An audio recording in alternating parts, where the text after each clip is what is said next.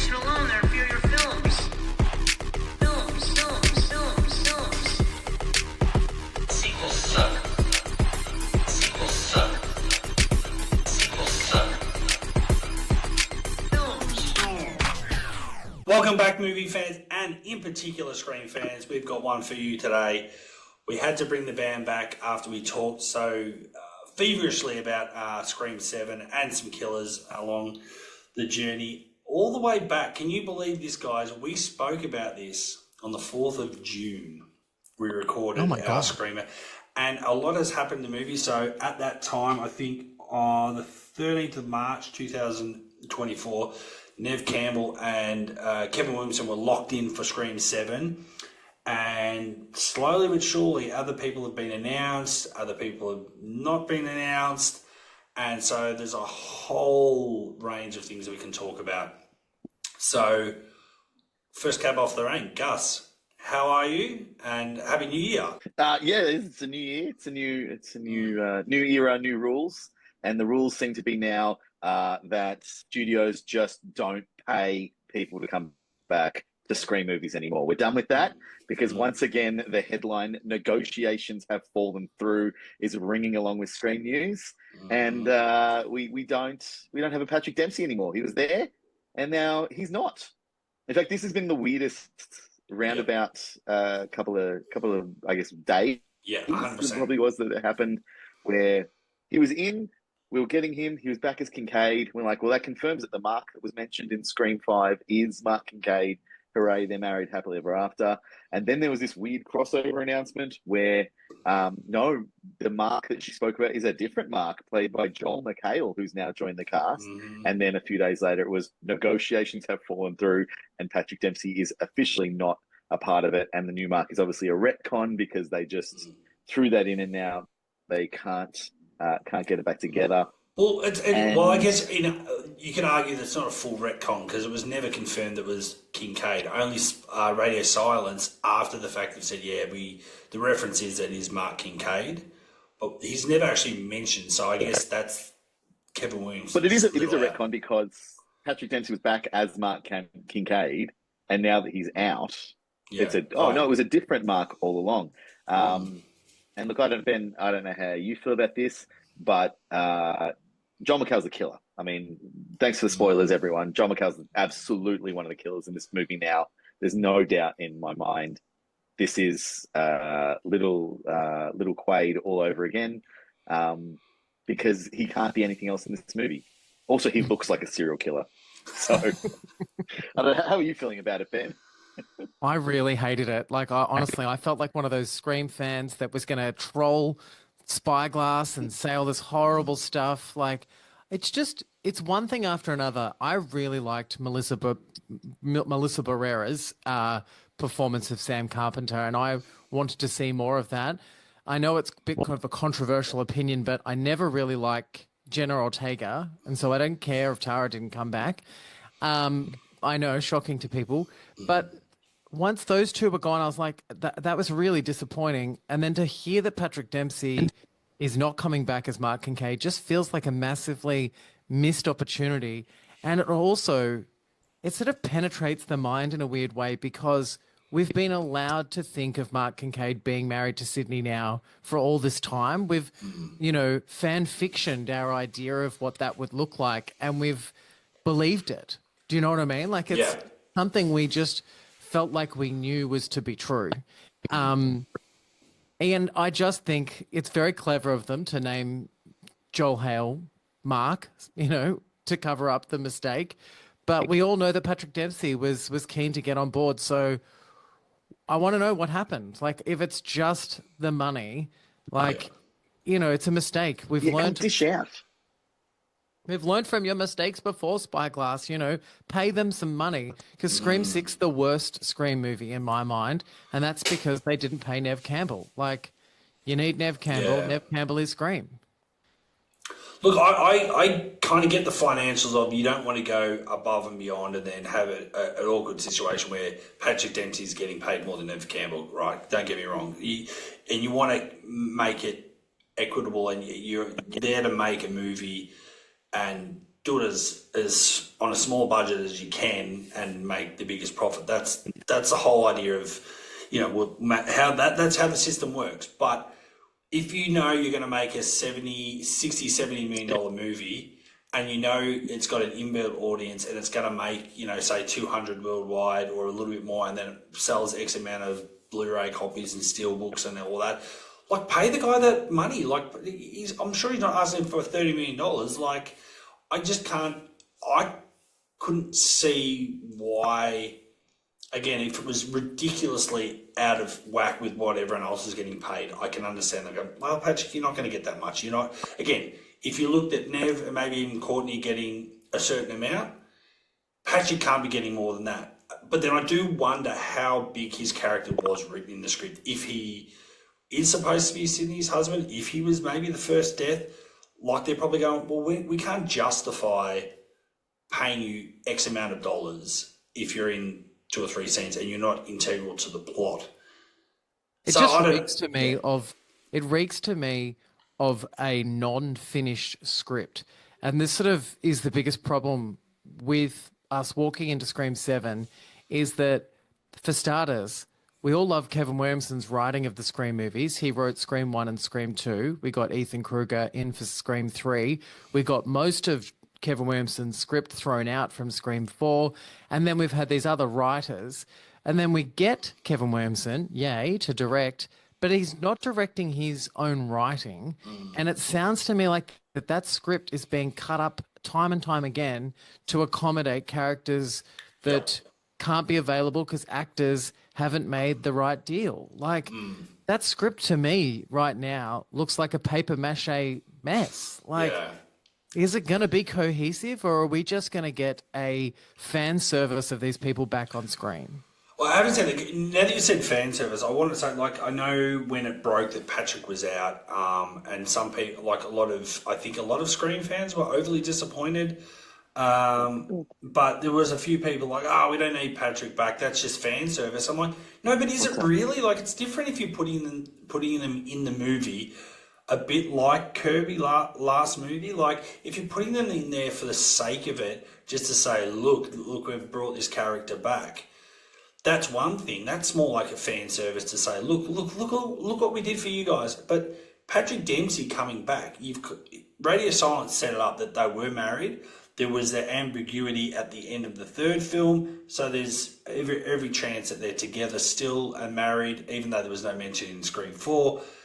But it's not fan service to bring Patrick Dempsey back. It actually logically makes sense story-wise to bring him back. It's not just I thought that they made a big mistake with that Scream 6 having Hayden Panettiere, whatever her name is, back. Yeah. I thought she didn't look like Kirby anymore. She didn't sound like Kirby anymore. And I know that the fans loved that character, so that's the reason why she got brought back. But they didn't bring back the character that we loved. They brought back something else. Like, what did Gail call her? A zeitgeist. And I was like, it was weird. I didn't think we needed Kirby at all in Scream 6. She was a massive disappointment. Yeah, not with what they did with it. I'm glad that they're like, let's bring Kirby back. But then what actually came to fruition, I was like, that was a missed opportunity. Yeah. The thing that is happening with Scream 7 at the moment that is making me nervous. I don't know. It calls for pause, I'll say. Whatever. It's a movie and it hasn't come out yet, so I'm not going to get carried away. But with each casting announcement, it seems like the cast are getting younger and younger and younger and younger, and we're just getting little tiny children, and a lot of them, which just it really makes it seem like Sydney is not really going to be part of this movie.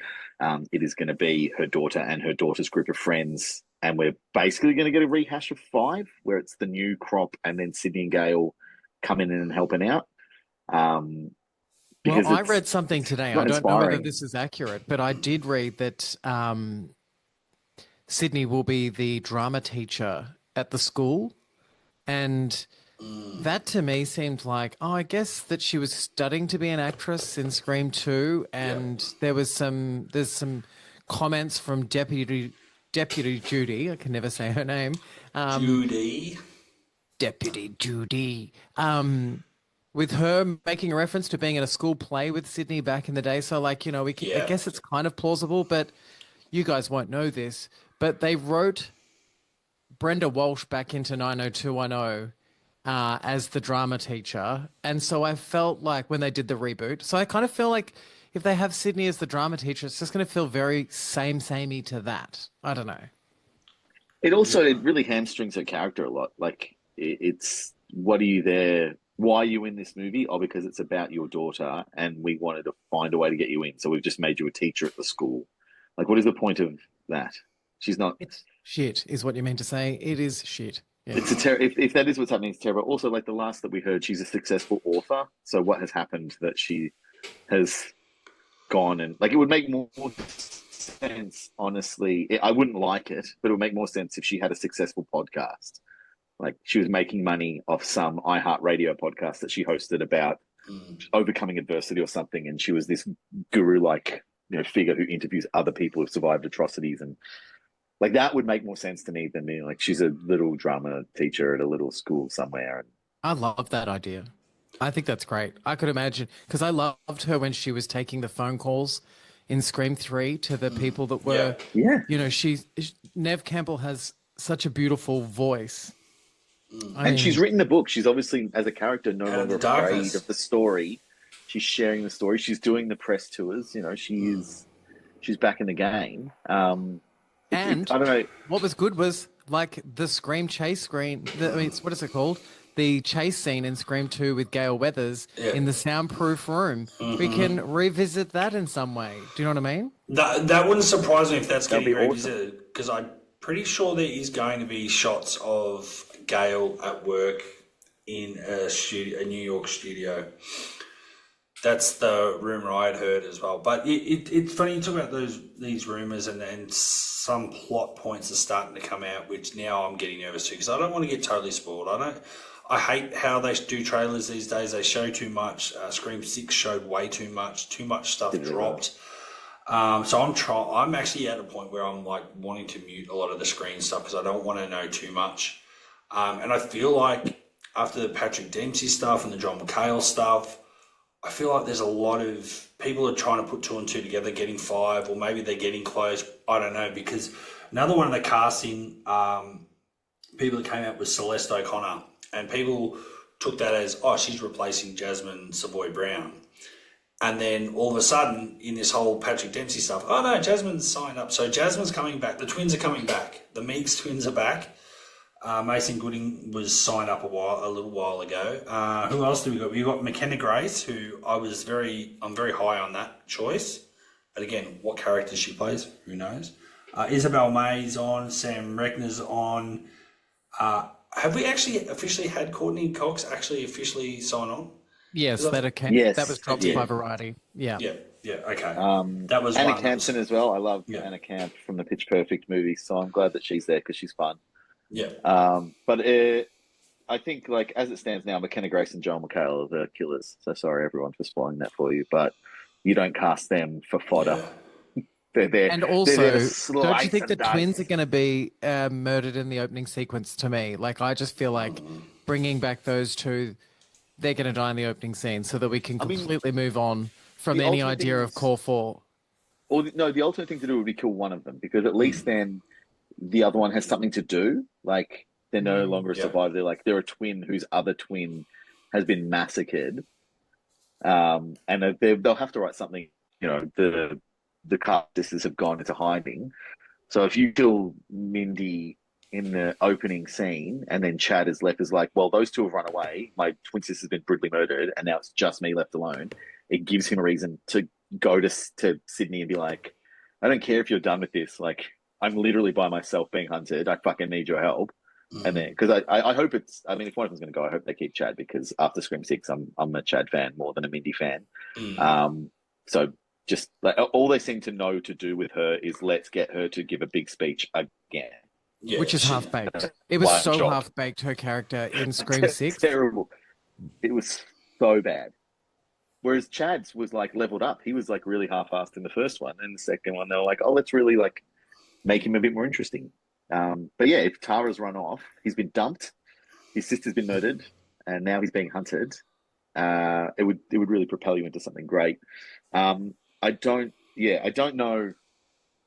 I love Kevin Williamson. Kevin Williamson is one of my favorite film creators of all time for creating this franchise. This is his first film that he's directed in 25 years and his second film ever. And that's a lot, you know. Directing a movie is hard. It's really, really hard.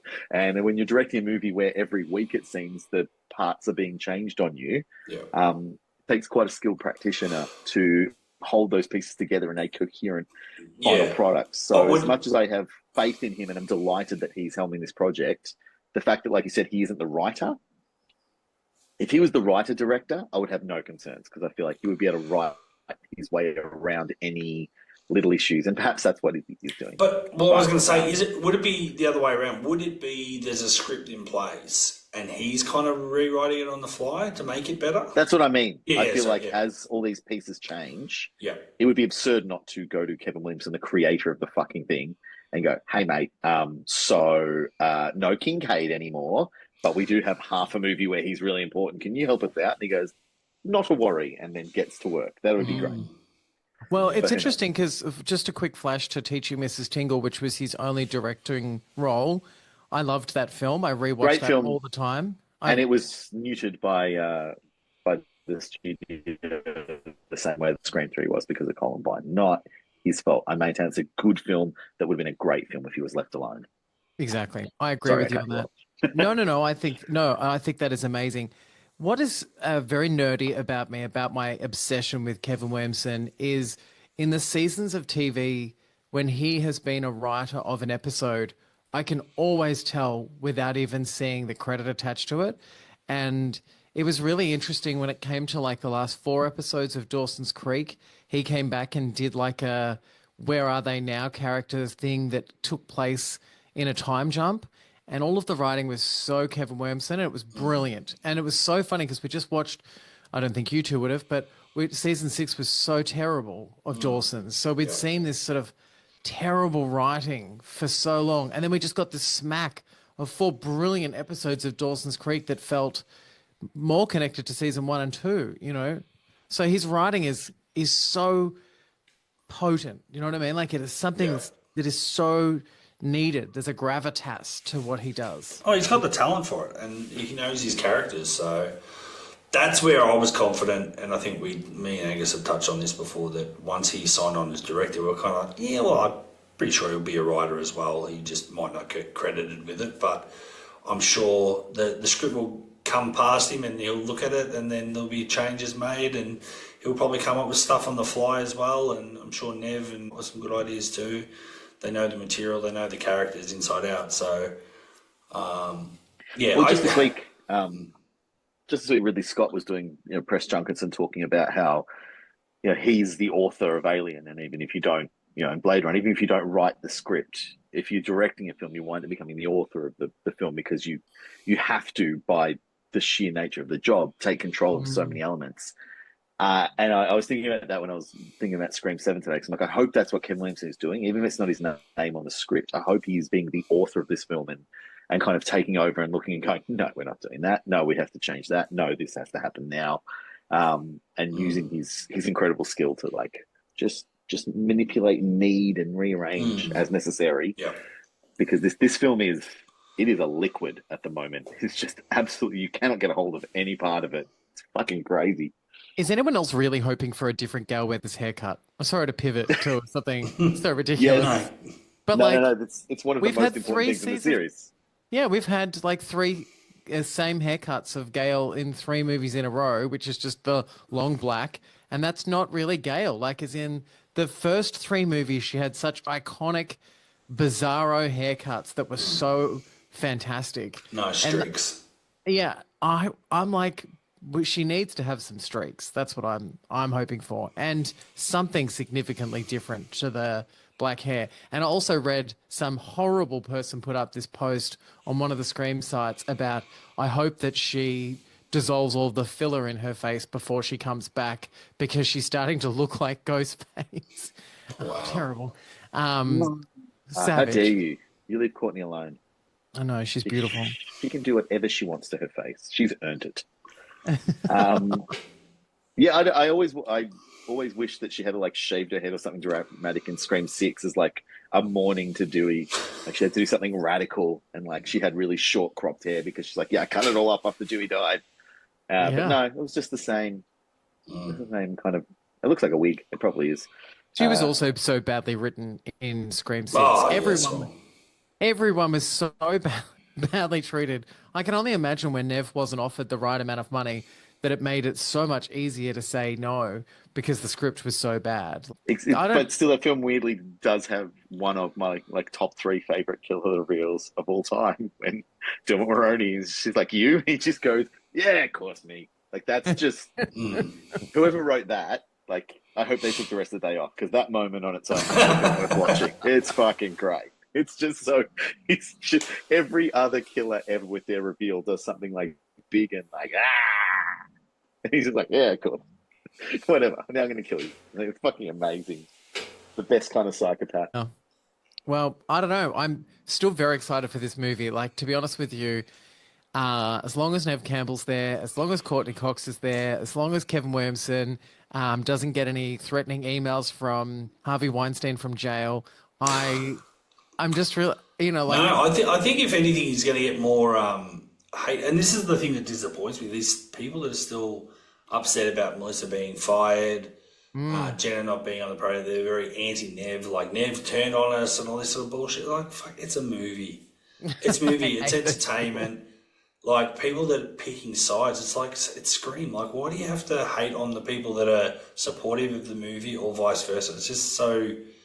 It's so stupid. It just does my head in that people get so wound up about this stuff and so hateful about a movie. Like, you not like it, but just because someone's not in it or they got fired for whatever reasons, like, you just move on. And if you don't want to watch it, don't go and see it. Well, that's also a big fear, though, is that, Scream 6 did so well at the box office because it did have some very popular at the time actresses. Like, Jenna Ortega's popularity is huge. Yeah. And Melissa Barrera's, I think, was growing at that particular point as well. And I do think that they had a lot to do with that increase of how much money absolutely. Scream 6, so like when you've got to then go and rely on your OGs that probably wouldn't get asked to be the lead in a movie at this point in their careers, it's a little dangerous. And I think anyone who thinks that this box office is going to outdo 6 is deluded. Well, on that, I am curious, like, what you guys think. Obviously, the box office probably isn't going to do the numbers that they want. But in terms of, like, personal preference, how high do you think this movie can get in a ranking? And we're talking about the 7th installment in a slasher franchise.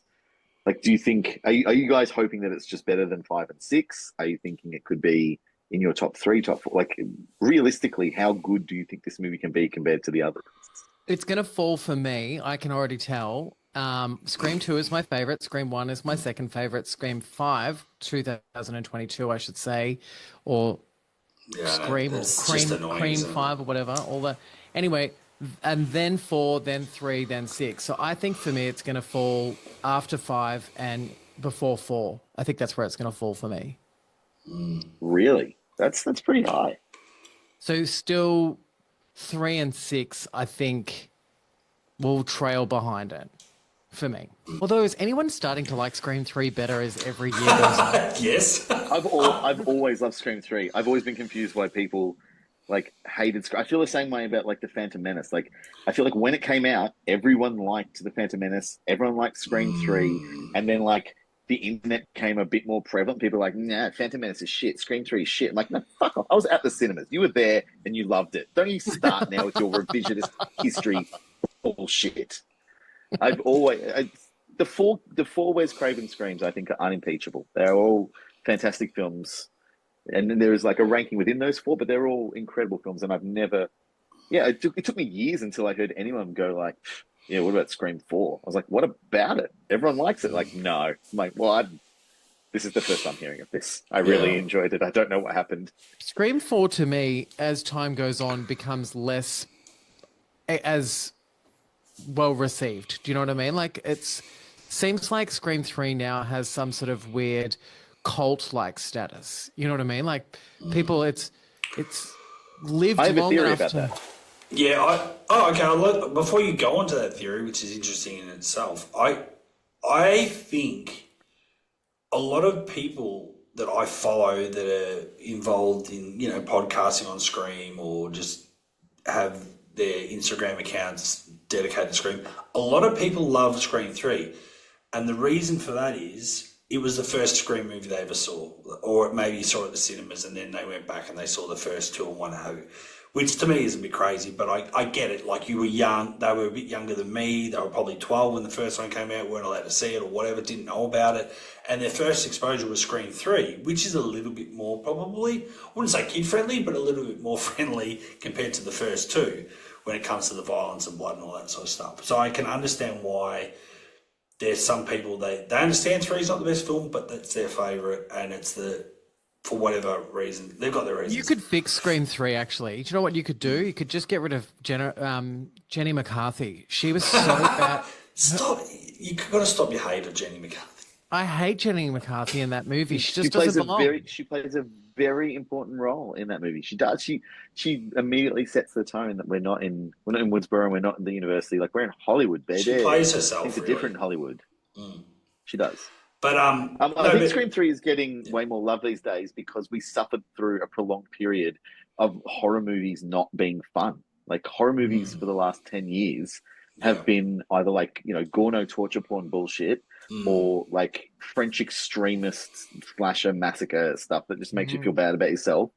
Or now we're in like this elevated horror nonsense where it's the real monster was grief. And it's like, you can get the fuck out of my house. It's all just like nothing fun at all about these horror movies. And then it's started to sneak in and it's come back now with Megan. And I maintain to this day that Megan was filmed and planned to be a serious horror film. And then they watched the rough cut and were like, change the score and let's reshoot a couple of scenes. And we're making this a fucking comedy. And it was a huge hit. And from then, comedy has snuck back into horror movies. And lo and behold, we're getting things like, we're getting a new Final Destination movie this year. Why? Because they're fucking fun. And Scream 3, if you're going back and revisiting, Scream 5 is not fun. Yeah. Whatever you feel about if it's good or not good, it is not a fun movie to watch. You put on Scream 3, and like, that's a great time. I do wonder in the fullness of time that such time has elapsed that I think people didn't like 3 as much because what I think, again, personal opinion, 1 and 2 were so high benchmark. Well, the first movie set such a high bar. 2 I still think is on par, but some people would disagree with that. And then 3 was a bit of a drop off from that. If it was like still an 85 out of 100, yeah, so be it, whatever. But when you rank only 3 films, you have to have 1 at the bottom. And I think for a lot of people, 3 was always at the bottom. Again, exceptions to the rule. So people assumed it was shit or was not seen as, as good. And I've always had it fairly low because I feel like there's problems with the script overall because it was churned out so quickly, a lot of secrecy, things done on the fly. So not everything sort of meshed together perfectly. And that's my criticism of that film. But I think now that we've had 4, then 5 and 6, people have reevaluated 3 and gone, hang on, put them together. And the first 3 movies, at least from a Sidney Prescott point of view, is a nice, good arc and a nice, neat little package, which works. So 3's sort of come back up the rankings a bit for a lot of people. I think that's how I see it, or that's how I think sort of how it sort of evolved, that it's like, these other movies are getting a bit stupid and Neve's not really in them and we love Sidney Prescott, so the first 3 movies are pretty good. It's quite bizarre that when Scream 3, she was filming Party of 5 and Drowning Mona at the same time. And I only realized this by downloading an episode because someone had said this episode of Party of 5 in its final series was good. Spoiler alert, it wasn't. But she had the Scream 3 hair, the exact same Scream 3 hair. Like, she must have walked off one set straight in because it looked very unusual for Julia Salinger watching that episode. And I knew she was filming Drowning Mona at the same time. So, busy. Well, there's definitely the nice streaks that Courtney has in Scream 3 do turn up in the first episode or two of Friends in the next season after that was filmed as well. Like, not super obvious, the streaks, but there's still a faint, You could see them. Yep. Yeah.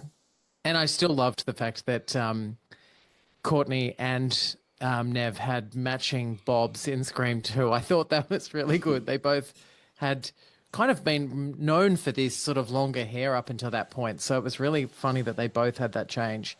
But anyway, this is not a podcast about hair. It is now. It is now. So is there anything we've missed about? No, I Scream took down 7 some notes, and I think we've touched on absolutely everything that I thought we could possibly talk about. The only gripe that I have at the moment is I watch all of those YouTube clips with those two guys that do the updates on Scream. They basically come every 2 days, and I want to ram my head through a wall listening to both of them talk because they just ramble over the same point for 7 minutes. Have you noticed that they do that? You're like, I don't know who you're referencing necessarily. I'm going to send. Okay, I'll send. Don't out them here. Definitely people. Let's go. There's definitely people that I follow, but I don't normally. Most of them that talk are normally by themselves talking about Scream to the camera. That's right, but this guy's like, "Hey guys, what's up? It's me. We're talking about Scream 7 today. Anyway, there's this part with Neve Campbell, and she's finally decided to sign on to Scream 7, and we are excited. I am excited that Neve Campbell has signed on for Scream 7. And it's just like, oh my God, have you had a stroke? Why are you talking like that for so long? But you know what? Some people will probably Why do you keep watching it? I'm obsessed. It's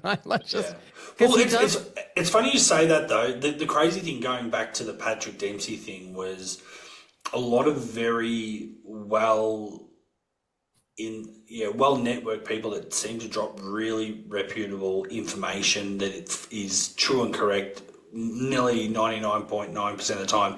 Had Patrick Dempsey signed on and literally it was like, in the coming days he's going to be signed on, blah, blah, blah, he's in, blah, blah, blah. And you go, a couple of people had mentioned it, and I'm like, well, I'll take that to the bank. And then a day later, I wake up to John McHale's being signed and playing Mark, and then the next day, like Angus had said previously, that, the next day was confirmed. Patrick will not be back due to financial this, and this. And you go, well, fuck, someone had the information wrong, or that he must be super close to signing on that dotted line until the money. He was, because he was on the morning show talking about it. He said, "Look, I'm waiting for them to send the script. I'm very." Yeah, but that was back in October, though. Oh yeah. Yeah. But I mean, over all of the announcements of people not coming back to Scream, I would say we could do an episode on ranking the biggest disappointments throughout the entire franchise. Yeah. I mean, we as fans of this franchise would all remember hearing Kevin Williamson wasn't writing Scream 3, and that was huge at the time. We were like, you can't do that. And then we've had Neve Campbell not brought back. That was horrendous. But so now with Patrick Dempsey not coming back. Wes Craven didn't direct 5 and 6. Come on, man, get him back. What's going on? What is going on? And he would have a lot of dark ideas by this point, I would say. Yeah. Well, okay, I'll put it to you. Just a thought, and I understand a lot of actors obviously clearly would have representation that would actually go on their behalf to get the best deal and what they think that actor's worth for that role and all that sort of stuff. Do you think, again, it's really hard not knowing the figures and what he asked for and what they were offering and how big the role actually is, but do you think Patrick and his management have thought, oh, geez, we're a wanted commodity. Everyone expects us to be back. We're important. We can demand more because they need us or whatever, and the fans want us. Do you think that's a misstep in that maybe did they ask for too much? No, it's not that, because we now know, and there's also now a meme about it where, in Scream 3 where Parker Posey says the line about... Yeah, I've seen the meme. Seen that meme where it's like, that's a pretty good fallback. You know what I mean? So he has signed on and is now filming another movie, which he is more prominent in. He's got a bigger part. Thanksgiving 2. Oh, I thought he had a bigger part in this new movie that he's now filming, and Have you that seen Thanksgiving one? I don't even know what that is. Do we celebrate Thanksgiving in this country? No, but you could have seen it though.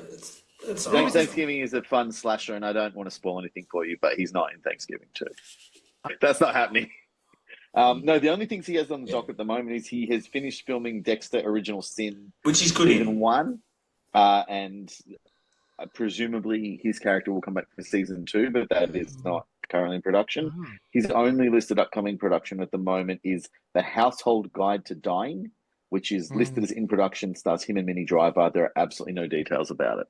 That's what we've got for old Patty D. Well, I guess that's what I'm trying to get at. Is like, have they missed a golden opportunity to be in this film? Have they butchered it at the negotiation table? Like, it just feels like, I don't know. It just feels like when NBA teams get together and try and do a good deal for a win and they fuck it up. Like, I don't know. Did he go in thinking, oh, like when the I can demand more? Don't you mock Beverly. Anyway, no, I'm not mocking Bradley Beal. I'm mocking the Suns. Yeah. Well, there you go. Don't bring that up again. I do wonder if unfortunately Patrick, knowing that there was a vibe and people wanted him back, he thought he could demand more, and they didn't call his bluff, or I don't know. It actually reminds me of Crispin Glover not really wanting to come back for Back to the Future 2, but wanting a lot more money to come back, and they're like, yeah, we're not going to do that. We'll just kill you off and have some other guy wear prosthetics to be you. I don't know. That is still the most fucked up shit in the world, that whole Crispin Glover stuff. I watched Back to the Future for years as a child and never, ever realized that person was wearing a prosthetic with his likeness. Like, bizarre. Same. Yeah. Yeah, so weird. Maybe that's what we'll get. Maybe the whole movie will be Joel McHale, just with prosthetics to look like Patrick Dempsey. That would be hilarious. Okay, here's another thing. Why, apart from Joel maybe looking a lot different than McDreamy, why couldn't they just recast Patrick then? No. I think they've made a much smarter decision with what they had. And that is that recasting characters is always a dicey thing, and it's bad. No, I hear. It also I'm just playing devil's advocate. I'm just asking the question. I don't like recasting. I always find Even though Maggie Gyllenhaal was a much better Rachel Dawes than Katie Holmes, I still don't like the fact that they were played by two different actresses. It's jarring. Massively. They're completely different. We know the plan is for Scream 7 to be the beginning of yet another trilogy. If you recast Kincaid, then there's zero chance that we're getting Patrick Dempsey playing Kincaid in 8 or 9. Yeah. The door is, as we've seen with Neve Campbell, the door is open, Maybe after Sydney finds out her husband is one of the Ghostface, she runs back to the arms of the only man she's ever trusted, Mark Kincaid, in Scream 8, and then they rekindle. You've got some great ideas today. This is amazing. No. He's got great ideas about Scream all the time and should be consulted on. Angus's original idea for the finale of Scream 6 is legendary and is a million times better. And I wrote it when I had COVID. Also, I was reading today online someone saying that there is a rumor, and I think this rumor was started by the person who put up the post, so I don't put much stock in it, but there is a rumor that in Scream 7, one of the Ghostface will be revealed mid-movie and be killed off, and then the other one will be revealed to have a second partner, and one of those two partners will get away at the end of Scream 7 and return to Scream 8. I encourage anyone who listens to this show to go back and listen to our Scream episodes. That's the exact fucking plot that I pitched for Scream 6. I said, stop killing the killers in everyone. You're going to make another one. Let one of them get away. It's exactly what I said should have happened in Scream 5 as well. With when Dewey almost kills Amber. He should have killed her, revealed it was Amber. Yeah, and then at the end of the movie, there's two and one gets away. And you have a much more interesting Scream 6. So when that inevitably happens, I would like Spyglass Media to send me a fuck ton of money, please. Thank you very much. And that's a crazy thing. And that's a crazy thing because that was what the original plan for Scream 4 was Jill Roberts to be not revealed and to get away with it at least initially, until Scream 5 in the Wes Craven era continued on and whatever. And, the Weinsteins didn't like that. It all got changed, or at least got... I heard, the original pitch was it was her and Kirby at university. Yes. And there is another killer that's trying to kill them, and Jill and Kirby trying to figure out, and Kirby doesn't know that she's trying to solve a Ghostface murder spree with one of the Ghostface. Yeah. Which sounds so cool. So that pretty much leads into what you said. And I think if that rumor is true...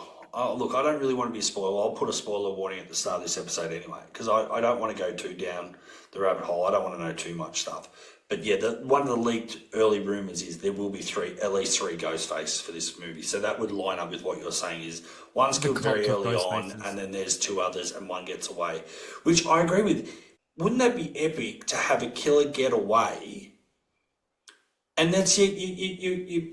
Well, hopefully, if they come back for the 8th film, it's like Empire Strikes Back. It's like you have the cliffhanger and you go, oh my God, I've got to wait 3 years for the next movie. Like, it won't be that long, I'm sure, for a Scream movie. But how cool is that to have it hanging over and you're guessing for 2 years who that killer was? Like, I reckon that's pretty cool. So if that's true... And the final shot is you kill... Mark reveals he's the killer. Sydney kills him. She's standing there, gun in hand. They've killed the other killer halfway through. Sydney standing over, and the third Ghostface appears and just fucking stabs her in the side, cuts her black, and you're like, is Sydney dead? Who's the third killer? We don't know. And guess who's watching the next Scream movie? Fucking everyone, because they're like, I have to know what happened. Like, 100%. Genius. Yeah, I kind of agree. When money, I feel please. Yeah. And going back to, I don't want to go round and round in circles, but you did touch on one of the constant themes I was seeing online when Joel was listed. Everyone's devastated it's not Mark Kincaid, it's not Patrick Dempsey. I don't think anyone has an issue with Joel personally, but then like, I love him. I'm happy to see him in anything. But what's he from? What have we seen him in? Community is what he's his big main thing. Oh, yeah. But he was in the first Ted movie as well. He was the...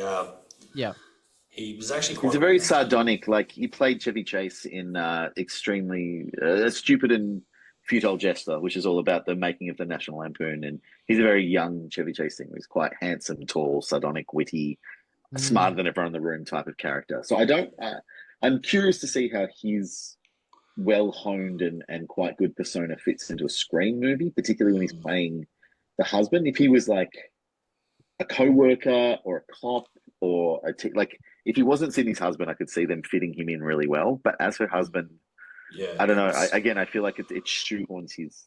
He has to be a bit more stable. Yeah. Although he did play Sirius in Becky, the horror movie where Kevin James is the evil bad man, and he did all right in that. So maybe he can do anything. But I just wonder, like, if I don't know. I feel like one of the other common themes with his announcement was like everyone's like, oh, exactly what you just said at the start of this podcast. Oh, he's totally a killer. And that's what frustrates me. It's like, oh, maybe we were all more switched on with movies these days when they announce people, but it's like, how embarrassing. It's like you sign him up, 90% of people go, oh, well, he'll be one of the killers, and then he is a killer. It's like, come on. And you said that about Richie when Richie was first signed on. And it's like, I just think they've got to find a way to go, have people sign on and go, not make it, I don't know how you not make it obvious, but I feel like if he's not going to be a killer, it makes sense that he's Sydney's husband, because I think that's a stretch personally, but if that's really playing the fucking long game if he's a ghost. Honestly, like if he is, I'll be so thrilled, because that would be fantastic, and I hope that they would at least. I think it'd be fantastic, because what worse fate for Sydney Prescott than at the end of all of this to wind up marrying someone who is so psychotic that they are willing to pretend to be, a nice loving husband, purely because all along they're like, I'm going to buy my time, and when I'm going to unleash hell. And I think the way they're going to handle this is that the children are going to be Mark Kincaid's kids, and Mark Kincaid has been shot in the line of duty or whatever, and that this new Mark, I think, could be like their stepfather. I don't know. Like, just... Even better. I love it. Yeah, because then it's not his actual kids in peril. I swear, if in the opening minutes of this movie it's revealed that he's the stepdad, there will be absolutely no surprise in the movie when he's Because the no killer. one's going to marry Sydney Prescott, have 2 children with her, live out a Yeah, life that's what for I mean. I just don't see 15 it. years to turn around and be like, hey, guess what? I've been secretly hating you for the entirety of our children's lives. Like, there's just no way. Sydney would be slightly suspicious of the fact that she's living with a serial killer for that long. Like, come on. Well, I mean, just look at the arc of time. Like her boyfriend did it for 1 year. Her cousin did it for how many years? Like how many years was Jill plotting to take her down? We could hope Her she's got some bro- her experience of being brother- able to pick whether or not her Her husband of brother 15 years did is it the for killer. 15 years. Yeah, but she didn't know he existed. Yeah, but that's what makes Mark Evans, whatever his name is, even more sadistic. Is it's not enough for him to lay in wait. No, the Oh, new yeah. Mark, John McHale. He's not Oh, enough yeah, to yeah. lay in wait. He's got to be right there in the action. He's got to. Yeah, but I He's don't. got to wake up with her every morning and make her coffee, and then this bitch, no dear. Wow. Yeah, okay. Yeah. Look, each to their own. I just feel like him being the killer would really hurt the friend. I mean, there's been some ridiculous stuff that's happened in subsequent movies that we can debate till the cows come home about how unrealistic or how ridiculous it is. But him lying in wait, playing the ultimate long game, just does not seem like, I just don't see it. Yeah, unless she maxed out the credit card and he flips, like that's a different story. But playing How the much long money game, do you spend at DJ's? well, I just don't think you're committed that much that you have actual kids, and decide you're a go. I don't know. But that's or what you could- makes it so like you're talking about this like it's a regular human person with a regular brain. This is a psychopath. Like I want to see a real. Also, I put it to you: like, who is a better? Who would possibly have a better reason to be in this movie and be a Ghostface killer? Like we've had the first 4 are all about family. It's all about Sydney's family. The 5th one has absolutely no reason for anyone to be there in any situation whatsoever. The 6th one, once again, is all about family. In the 7th one, like, what other reason have we got left for someone? Like, it's either her husband or it's a random killer for no reason other than I wanted to be the one to kill Sydney Prescott. And how unsatisfying will that be? Like, there's no stakes there. The 7th movie, the 7th round of Ghostface killers, there's got to be some stakes that we haven't seen before. And I think, like, her finding out in the final act that she has been married. I love Ben's idea that he's the stepdad to her kids and they haven't been married that long. I love that idea because that makes it, it means that the kids are in actual peril because even a psychopathic Ghostface probably isn't going to murder their own daughter. Yeah, like I think that's fantastic if she marries someone, because that would be the game for him. He's like, can I get her to fall in love with me? Can I get her to marry me? How long can I convince her that like we're a happy couple? Like if you got to think like a Ghostface, Cable. You're thinking like a hero. Think like the villain. Mask on, eh? Yeah. And just sharpen that blade. Oh, I don't know. I guess if there's a bit more exposition to say that Mark's a bit more new on the scene, I can kind of see it. But if we believed it was supposed to be married for at least 15 years and got kids, then I just think that's a long time to be waiting out for your time to strike. But what you would do is you make serious things other people killing other people because he's crazy. Like just consider it for a moment. Consider if like tomorrow you wake up and you like go out in the backyard to the shed and you find some weird shit, and then you find out that your wife has been a psychopathic killer for years. Like the dread and the terror that would put into people. Like the person you have been with, not a new boyfriend or girlfriend. There's plenty of movies about that. No. The person you've been married to for over a decade is actually just waiting to kill you whenever they feel like it because they are completely Well, I guess insane. that is pretty terrifying. Like, Yeah. Well, okay, I'll put it out here. Okay, well, so then if we're going to say that Joel's going to be the killer, right? And McKenna Does Grace. that mean Kincaid, Together. Patrick Dempsey was going to be the killer originally? Like if he's... No, I Possibly. think it's- That could be a reason why he walked from the script. He might have been like, you know what? I don't want to be a serial killer, just the way that a lot of actors like Tom Cruise didn't ever want to be the villain. You know what I mean? Because I kind of feel like that is the Block your ultimate... ears if you don't want to know any of this, Ben, but that's exactly what he just did in Thanksgiving. Like he just did it in a slasher film. Yeah. So he's the lovely, nice guy cop. He's the local sheriff. Everybody loves him. And then in the final act, he takes off the mask and he is the psychotic killer who's been massacring all these people.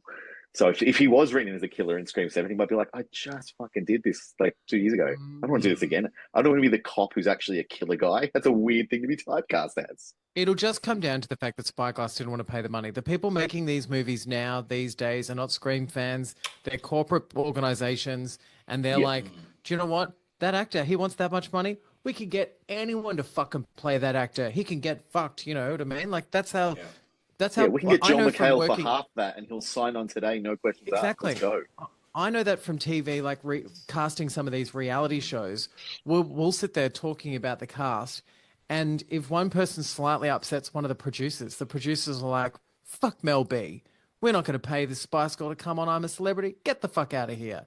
You know what I mean? Like, it can happen that, you know, the person and the viewers would have loved Mel B. Do you know what I mean? Like, the viewers would love to have seen Patrick Dempsey in that role, but that doesn't mean anything to these media moguls that are making these movies. They don't care. No, getting an actor to reprise a role from 25 years ago or whenever the hell was it 2000 that 3 came out?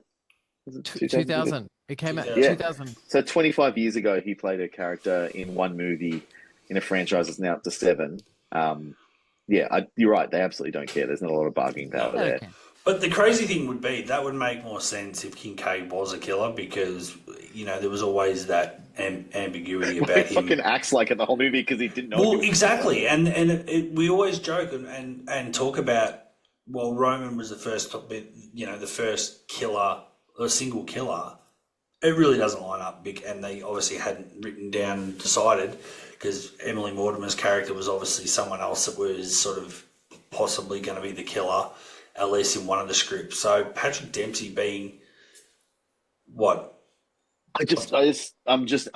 Emily Mortimer. She's in this movie. Now I'm really angry that he's not the killer because it would make perfect sense if he was the second killer and he was like butting up to Sydney. But then he realized like if I just stop being Ghostface, I can get away with this. And he's smart enough to go, every Ghostface winds up dying. I just will hang up the thing, and he lives with Sydney and he's a bit weird, but he also actually loves her in a weird, creepy way and doesn't want to kill her. And then in Scream 7, somebody like finds some evidence to tie him to it. And that's why he's like, I've got to go kill some people because they're going to out me and ruin my happy life that I've built for myself. It's good. Now I'm really angry that he's not in it because you really could have done a lot of fun stuff. No, I think there was an angle they could work with there. The other sort of theory I'd heard, apart from the money and the financials, was some people are skeptical because Kevin didn't write 3 and it's not one of his characters, and he wasn't super keen on having Mr. Mark Kincaid back either. So it's kind of like, that's not one of my characters. I'm not, I can buy that as well. That makes sense. I mean, that could be a possibility, but I mean, he's got all these other characters coming back from movies that he didn't write. Do you know exactly. Just wait until he finds a way to write Stu into it, and then he's going to be happy. And Kevin did bow out of his responsibilities of Scream 3. Do you know what I mean? Like, he wasn't fired. He literally just said, I can't come back and redo this. It was more that I think he then said later on in an article somewhere that, he didn't want to keep working on that project because he was fighting with Harvey Weinstein. But he was the one that chose to leave that situation. Yeah.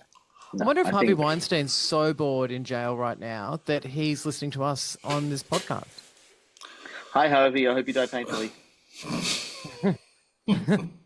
Wow. You're a monster. You deserve whatever bad things come your way. Just in case he's listening. Yeah. He's got no power anymore. He's not shutting down. Who are you He sleeping literally in? has so little power. He can't even shut down this podcast. Like, he can't do anything. If we get removed from YouTube, I know where it came from. Yeah, it was Harvey. Thank you for inviting me But back. keep in the parts where I harass Harvey Weinstein. Yeah. Absolutely. And also, I'm available to come back whenever you want. Like, for any movie, not just Scream, whenever, I'm happy to do it. And I'm very sorry about the edibles. That will never happen again. Mm-hmm. Oh. Don't forget, not all sequels suck. Sequels suck, fans. By definition alone, they're inferior films. I almost think and remake a quick warning of this episode is spoilers for the Scream 16 saga is over. This is a crazy